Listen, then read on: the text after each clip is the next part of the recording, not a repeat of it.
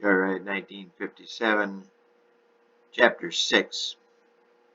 She stared up at the ornate wall in front of her as she read the inscription, Veronica wipes the face of Jesus. She was standing in front of Stations of the Cross number 6. The beauty of the carving was very, very impressive, almost moving, but that is not what moved her. Her own name was Veronica. As she stared at the beauty of the depiction, she felt a tingling all over her skin and through her body.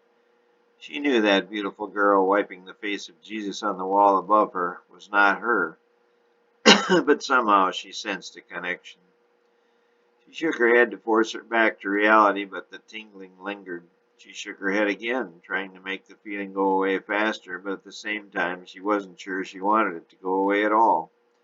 She vowed to find out who this Veronica really was, half hoping there might be some kind of real connection. The beauty of the Basilica of St. Mary Star of the Sea in Key West, Florida was even greater than she expected. The keystone read 1905. She began a transatlantic crossing on the Queen Mary the previous Sunday and was to be in New York tomorrow. But a large tropical storm had moved up the east coast and forced the Queen Mary to dock for a day in Key West. She had no idea what to do for a day. The concierge on board suggested she visit the Hemingway home and Sloppy Joe's, the bar he was often seen at, but she decided on the Basilica instead. As she slowly spun to take in another panoramic view of the beautiful white and cream structure, she reached into her handbag and pulled out her Brownie camera. As she did so, she felt a bit lightheaded.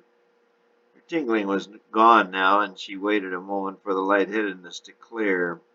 It was 89 degrees with 89% humidity in Key West, and her hands were wet with sweat. She held the camera up and began taking several photos of the church in the background. She then went inside and took a photo of station number 6. With this, she had to use the flash. She then sat down in the adjoining pew, pulled out a pencil and a small tablet, and began to write. This is station number 6 of the cross in the Basilica of St. Mary, Star of the Sea in Key.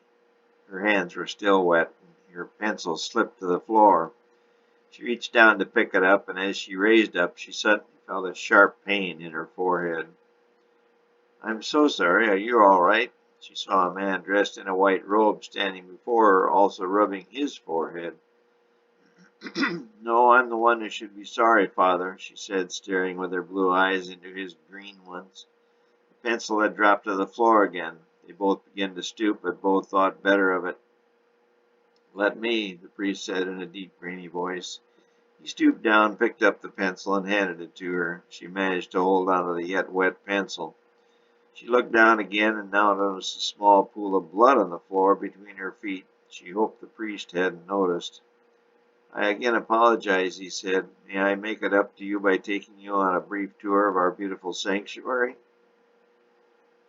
"Thank you, but I must be going or I'll miss my ship." "Oh, that's a pity. Our church has such a rich history."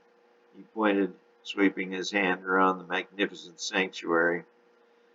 "I'm on the Queen Mary." "That's the world's largest." "Yes, but I must be going. I'm sorry. Thank you." She turned, gave the priest a little wave, and walked quickly to the door. As she walked, she felt a twinge again, but glancing down past her shorts and bare legs, she saw no blood. She walked briskly, but wasn't sure she would make the 3 p.m. deadline for departure. Fortunately, her yellow-clad, swaying hips attracted the attention of a Key West taxicab. His 1951 Plymouth station wagon eased up beside her. He waved. "Need a cab?" "I sure do, thanks." She hopped in the back seat, and then the cabbie floored the accelerator of the old green wagon. It made an awful grinding sound, but the cab lurched forward. As she rode, the sweat rolled off her face, and she noticed a tinge of blood in it. She felt in her handbag for her camera, but didn't immediately find it. They arrived at the pier at 2:46 p.m. She handed the cabbie a $5 bill and told him to keep the change. "Miss, the ride came to $10 with luggage." She scowled, but reached in her handbag and handed him another $5. "Thanks." she said, letting herself out. She searched again, but couldn't find the camera among all her other stuff, including some seashells. She glanced up and saw a clock on the small tower. 2:50 it read. She was suddenly hungry and decided she needed a key lime ice cream cone. She ran to the little shop and ordered one. She handed the clerk $1. "Sorry, miss, it's 3 cents tax." She fumbled once again and handed the clerk another $1. "Keep the change," she said as the cool ice cream began to relax her. She had not realized how hot and dry she was. She turned and walked briskly toward the ship. As she stood in the line awaiting embarkation, she felt a tap on her shoulder. "I'm sorry, miss, you forgot your camera." It was the priest. He held out her camera.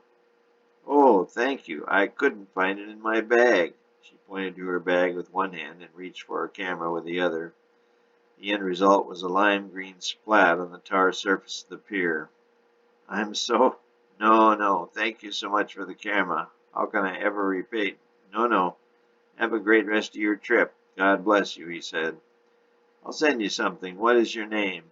The long blast of the ship's horn drowned out his reply. She had turned to look at the ship, and when she turned back to ask him his name again, he was gone.